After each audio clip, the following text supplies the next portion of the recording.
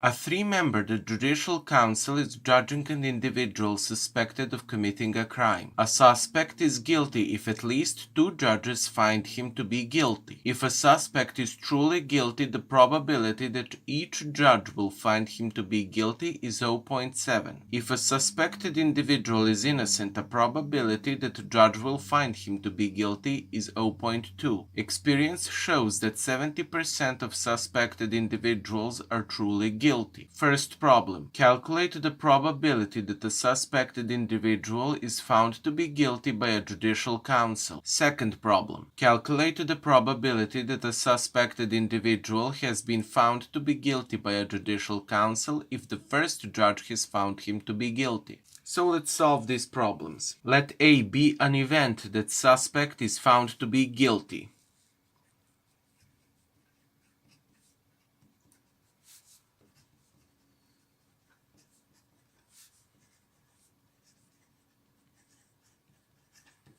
This problem we can graphically interpret as follows. Let this be omega, a set of all possible events. Now we have an event A as its subset, and we have two hypotheses, H1 and H2. Let H1 be a hypothesis that a suspect is truly guilty.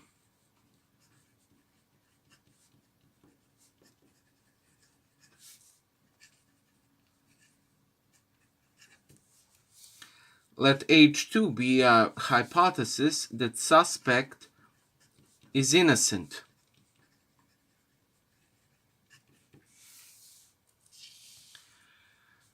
We know that the probability of a hypothesis H1 is 70%.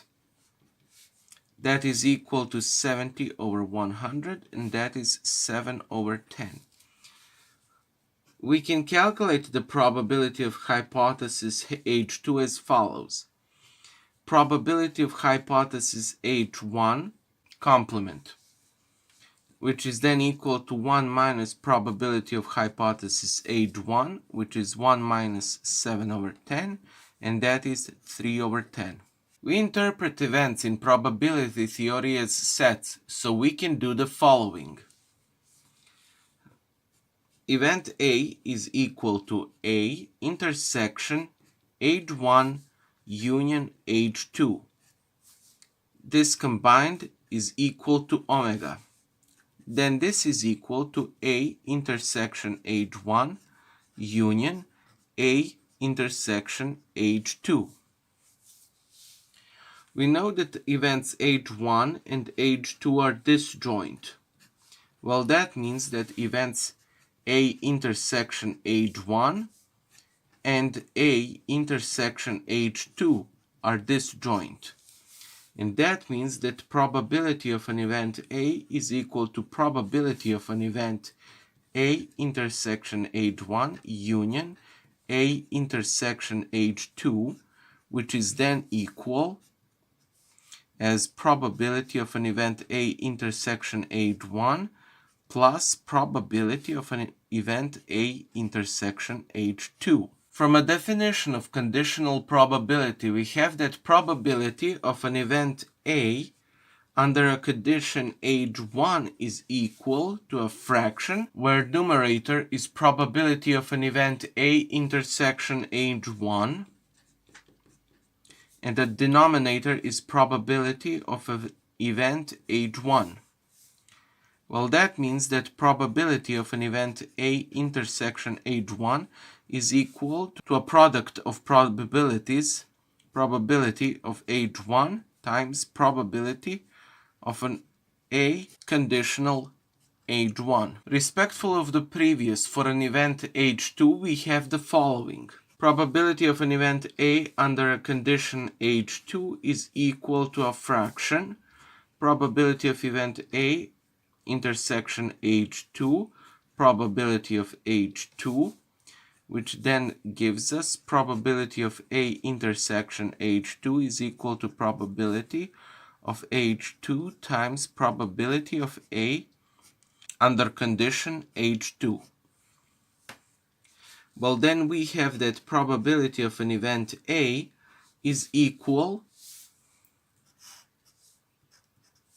to a probability of age 1 times probability of A under condition age 1 plus probability of age 2 times probability of A under condition age 2.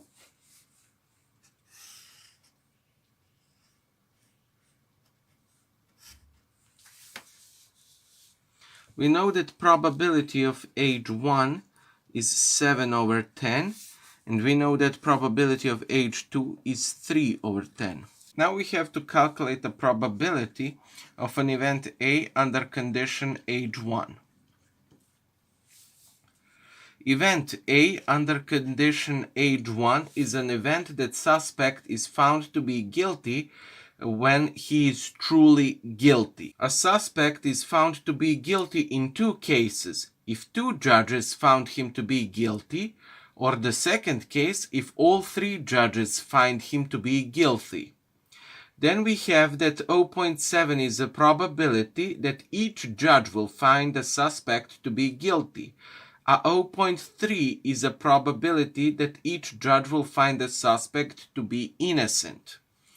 Then we have that probability of A under a condition age 1 is equal to 3 over 2 times 0.7 squared times 0.3 plus 3 over 3 times 0.7 cubed. Now this first part here means that two judges have found suspect to be guilty and one judge has found a suspect to be innocent. Of three judges, we choose two judges.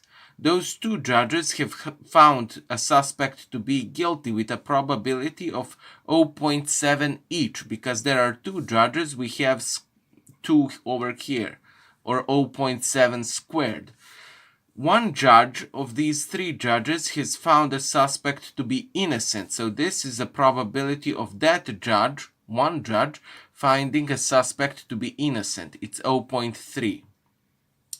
Now this second case over here is an event that all three judges, so from three judges we pick all three judges, and all three of them have found a suspect to be guilty.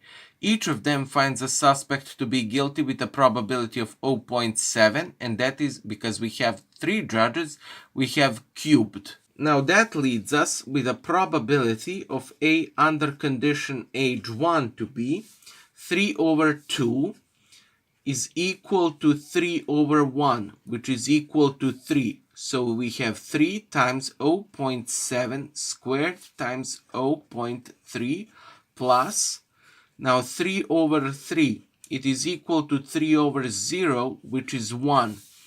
We have 1 times 0.7 cubed. Now we have to calculate the probability of an event A under a condition age 2. Event A under a condition age 2 is an event that suspected individual has found to be guilty when he is innocent. A suspect has been found to be guilty if at least two judges find him to be guilty. That means that we have two cases.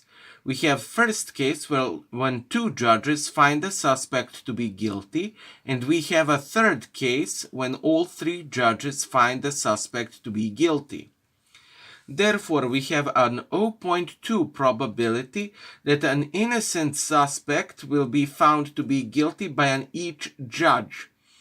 An 0.7 is a probability that an innocent suspect will find to be innocent by each judge.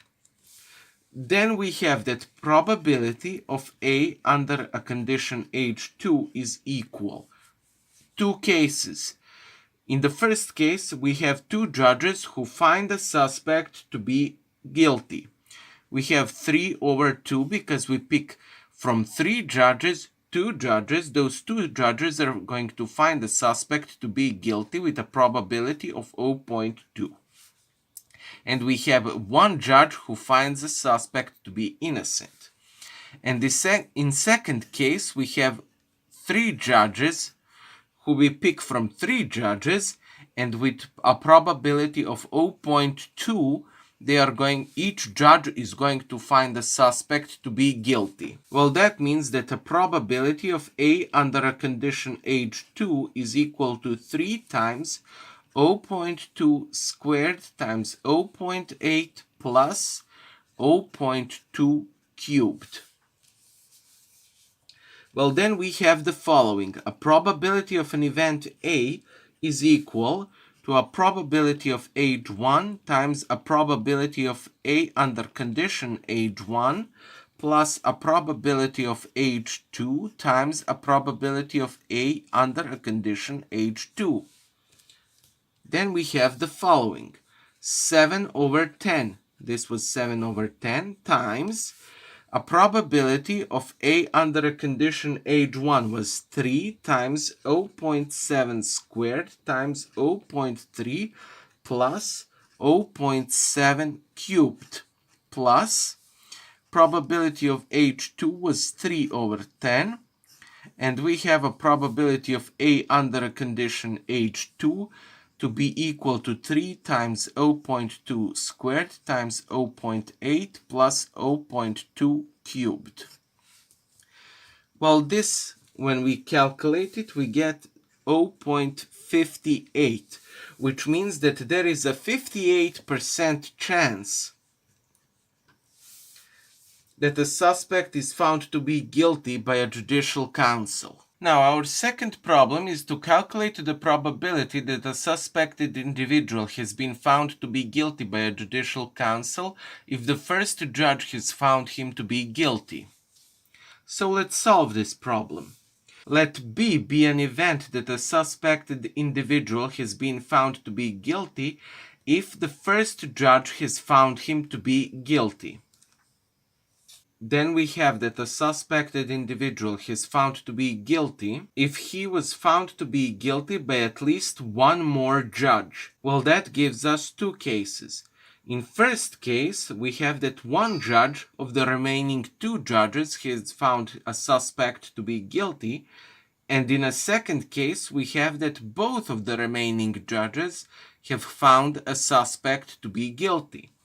And that leaves us with the next probability.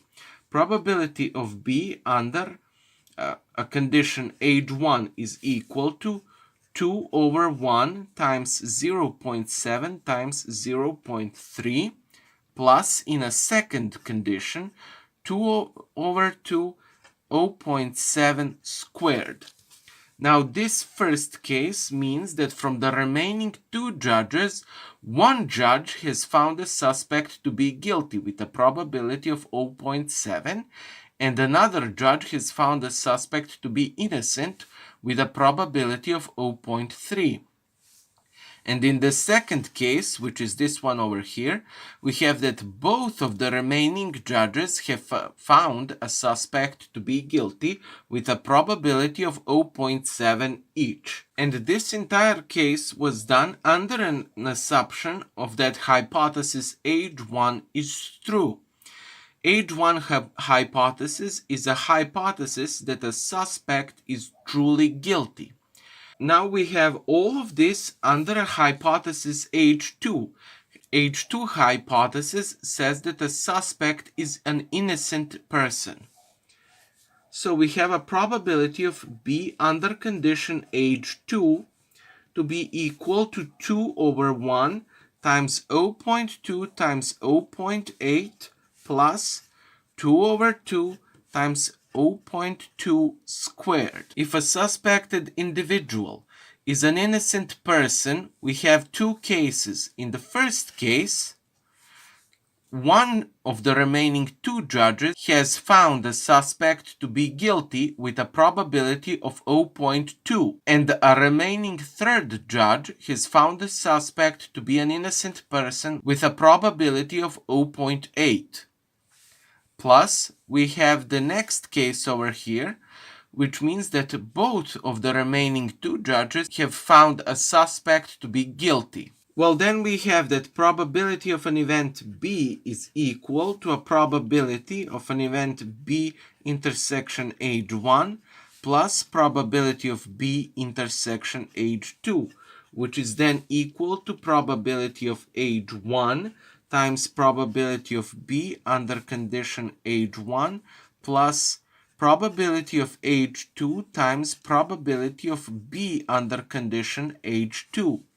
We have that to be equal 7 over 10 times probability of B under condition age 1 is 2 times 0.7 times 0.3 plus, this is 1 times 0.7 squared plus 3 over 10, 2 over 1 is 2 times 0.2 times 0.8 plus 1 times 0.2 squared, which is then equal to 0.745, which means that there is a 74.5% chance that an event B occurs. Event B is an event that a suspected individual has found to be guilty if the first judge has found him to be guilty.